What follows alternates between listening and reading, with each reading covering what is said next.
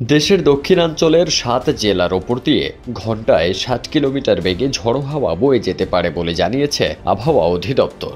এসব এলাকার নদীবন্দরগুলোকে ৩ নম্বর সতর্ক সংকেত দেখাতে বলা হয়েছে। ২৬ জুন অভ্যন্তরীণ নদীবন্দরের জন্য জারি করা সতর্কবার্তায় এ তথ্য জানানো হয়। আবহাওয়া অফিস জানায়, খুলনা, বরিশাল, পটুয়াখালী, নোয়াখালী, কুমিল্লা, চট্টগ্রাম ও কক্সবাজার অঞ্চলে দক্ষিণ ও দক্ষিণ পূর্ব দিক থেকে ঘন্টায় ৪৫ থেকে ৬০ কিলোমিটার বেগে দমকা বা ঝড়ো হাওয়া বয়ে যেতে পারে। এসব এলাকার নদীবন্দরগুলোকে ১ নম্বর সতর্ক সংকেত দেখাতে বলা হয়েছে। অন্যদিকে উত্তর পশ্চিম বঙ্গোপসাগর ও তার আশপাশের এলাকায় একটি লঘু চাপের প্রভাবে দেশের উপকূলীয় অঞ্চলে বিরূপ আবহাওয়ার আশঙ্কা তৈরি হয়েছে। মৌসুমী বায়ুও বাংলাদেশের ওপর সক্রিয় এবং উত্তর বঙ্গোপসাগরে মাঝারি থেকে প্রবল অবস্থায় রয়েছে।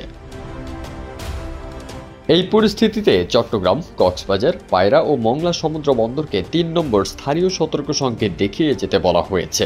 আবহাওয়ার পূর্বাভাসে আরও বলা হয়েছে, খুলনা, বরিশাল ও চট্টগ্রাম বিভাগের অনেক জায়গায় এবং রংপুর, রাজশাহী, ময়মনসিংহ, ঢাকা ও সিলেট বিভাগের কিছু কিছু এলাকায় অস্থায়ীভাবে দমকা হাওয়া সহ হালকা থেকে মাঝারি ধরনের বৃষ্টি ও বজ্রবৃষ্টি হতে পারে।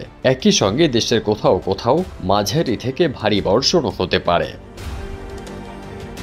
সতর্কতা হিসেবে নদী ও উপকূলীয় অঞ্চলের বাসিন্দা ও নৌযানগুলোকে সতর্ক থাকতে বলা হয়েছে।